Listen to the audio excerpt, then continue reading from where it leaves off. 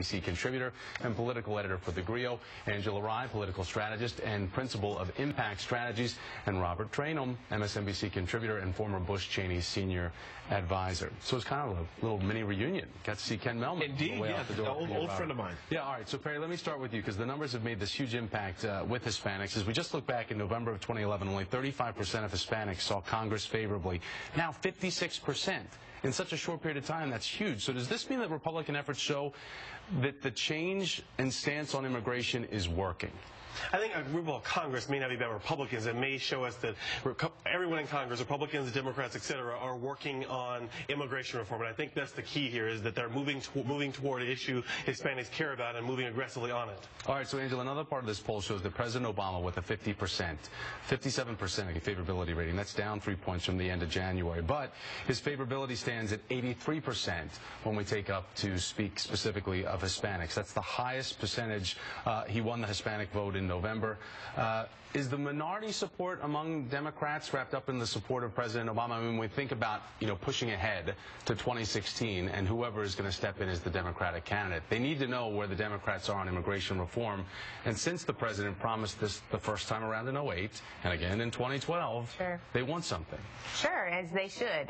We're all, citizens and deserve the right to not only have our issues be heard, but to be acted upon. So the president has made a commitment. He's reaffirmed that commitment with the State of the Union this year. He's urged, this gang of 8 to carry on, and you see them now, even at the border today. So I definitely think their support is in part tied to immigration reform, but I also think it has a lot to do with the progressive agenda he's pushing, whether it's gun control, gay marriage, or whatever else. We've seen him move on a lot of different areas. Let's talk specifically about gun control, Robert, because Politico headline out today says it's catching a lot of attention. It said the gun control momentum is gone, and asked, has Washington waited too long?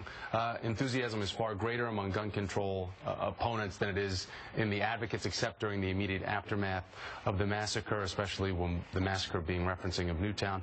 Is the momentum really gone? And is that exactly what opponents, obstructionists, any type of regulation wanted? They wanted the heat to die down over people's emotional reaction to what happened in Newtown. I don't know if the heat has died down per se, but the political reality has set in, if I could change the question a little bit. When you take a look at what Harry Reid is trying to do, remember the Democrats control the Senate, but also remember there are some deep, deep red states and also blue states that necessarily don't really meld with the rest of the East Coast in terms of gun control. North Carolina, Virginia, South Carolina, Arkansas. Those are, quite frankly, some states that are deeply concerned from a cultural standpoint, but also from a philosophical standpoint, that Democrats control the Senate. And when you ask those United States senators, will you support a universal background check, the answer is no. So this is a Democratic issue, per se, that Harry Reid has in the United States Senate. It's not necessarily a Republican issue. All right, well, let's talk about the Democratic senators and wavering on the expansion of background checks, Angela. We've got Kay Hagan of North Carolina, Mary Landrieu, Louisiana, Mark Pryor of Arkansas, Joe Donnelly of Indiana, and Heidi Heitkamp of North Dakota, and found that there is overwhelming support for background checks in their states. So why are these lawmakers, when they know that there are constituents that want to see this tougher gun regulation, why would they waver? Well, I think there are a couple of things. One is some of them have elections coming up, and not that that makes it right, but it is what it is. It's the truth of the matter. You also have special interests that are winning out here, forsaking what just happened. You also have a situation where there was a poll that was released yesterday that actually Bob Johnson commissioned, talking about African Americans' positions on gun control. Forget background checks. Background checks is an easy win for sure from the African American community's perspective. We're talking about assault weapon bans and other things that they won't even take up in the form of a comprehensive bill on the Senate floor now. So to me, this is also a diversity issue, folks that are lacking connecting to communities of color in the states. But Thomas, here's the unfortunate truth. This is not the NRA speaking here in these states. These are the constituents that are speaking in these states. This is a deeply conservative culture where they really do, I don't want to say cling to the Second Amendment, but they definitely, the gun culture is extremely rooted in their culture there. So these are the constituents that are speaking to their senators and saying, you know what, we're not the bad guys here. We love our guns, and we're also respectful to the Second Amendment. It's not the NRA. All right, I want to thank our power panel today. However, how do we make Perry Bacon look short on TV?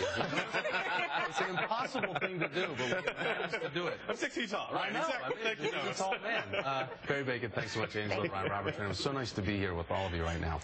Coming up next for y'all, you're going to Woman who will now be running the Secret Service. Amazing story. The first female to ever lead that agency, but her appointment comes with controversy. But first, today's producer's pick for you, brought to us by segment producer Carrie Whitaker. An upscale restaurant in Beverly Hills has taken a different controversial approach to dealing with customers who don't show up for their dinner reservations or they cancel at the last minute.